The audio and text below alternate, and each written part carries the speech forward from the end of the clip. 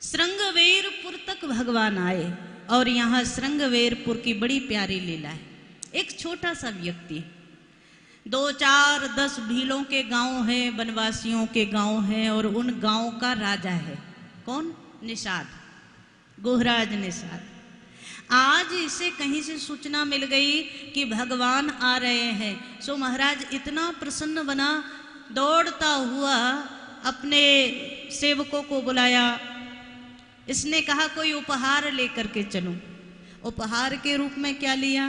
बोले फल मूल लिए। एक जंगली व्यक्ति के पास क्या होगा? आदिवासियों के पास वही उनका साधन है, वही उनका फल मूल ही उनके जीवन निर्वाह का सबसे बड़ा साधन।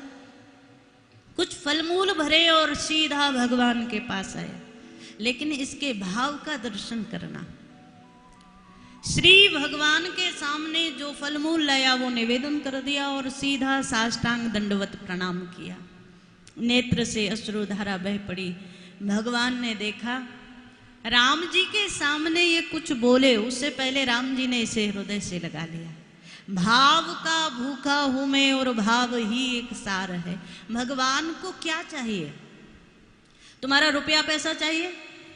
कहा महाराज वो लक्ष्मीपति हैं, तुम्हारे पास क्या होगा? उसी का दिया हुआ वो सागर है, उसमें से एक आध बूंद भी जिसे मिल जाए वो अपने आप को धनवान समझने लगता है, पर वो लक्ष्मीपति है। तो आपका धन ईश्वर को नहीं चाहिए, आपका मन ईश्वर को चाहिए। और मन भी निर्मल मन जन सो मोही पावा। निर्मल मन चाहिए। आज मानस में दर्शन आया। निषाद का तन पवित्र नहीं है। हम लोग 10 बार स्नान करते हैं और सोचते हैं कि हम बड़े पवित्र हो गए, लेकिन क्या उस शरीर की पवित्रता से परमात्मा को पाया जा सकता है? वो ठीक है कि बाहरी पवित्रता भी चाहिए, पर मन की पवित्रता प्रमुख है। निषाद ये भील लोग ये कौन सा रोज नहाने वाले नहीं। एक संत तो कहते थे चातुर्मास जब 4 महीने बरसात होती है ना, तो बरसात में भीग जाते हैं, वही नहाना हो गया इनका। पाप करत निशिवासर जाही। जंगली जानवरों का आहार कर लेते हैं, तो पाप करते हुए जिसका जीवन बीत रहा था, लेकिन मन की पवित्रता को देखा तो श्री राघव ने स्वीकार कर लिया।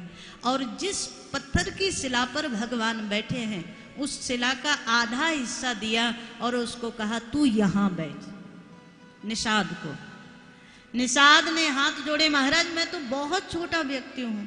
भगवान बोले आज तक छोटा था, पर आज तू राम से मिल गया ना, तो तू राम का मित्र है। आज से यही परिचय देना सबको, तू राम सखा है। यहां बगल में बिठाया भगवान ने। निषाद रो पड़ा, महाराज मैंने सुना है 14 वर्ष के लिए आपको वनवास दे दिया, अयोध्या से आपको बाहर निकाल दिया। मेरी एक प्रार्थना है। भगवान बोले क्या? इसने कहा कि मेरे पास अयोध्या जैसा वैभव तो नहीं है, लेकिन मेरे पास एक चीज है। क्या? मेरे पास मेरा मन है, और आपने मुझे जो दिया है वो 2, 4, 10 भीलों के गांव का राजा मुझे आपने बनाया है। कृपा तो आपकी ही है। वो सिंहासन भी मैं आपको दे दूंगा, और मेरी प्रार्थना है 14 वर्ष तक आप यहाँ हमारे राजा बन करके रहें और हम सब भील लोग आपकी सेवा करेंगे। अच्छा एक बात आपसे कहें, देखो कोई हो तो बुरा मत माना, व्यक्तिगत बात नहीं है, सैद्धांतिक बात है।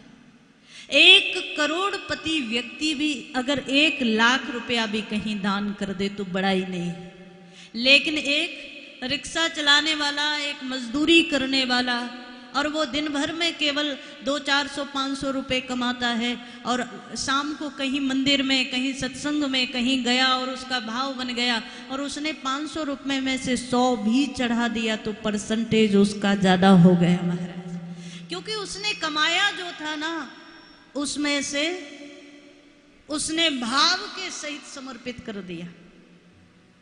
मानस में दर्शन आया कि ये बड़ा व्यक्ति नहीं है, कोई समाज में इसकी ऊंची प्रतिष्ठा नहीं है, लेकिन इसने कहा मेरे पास जो है वो मैं सब आपको समर्पित करता हूँ।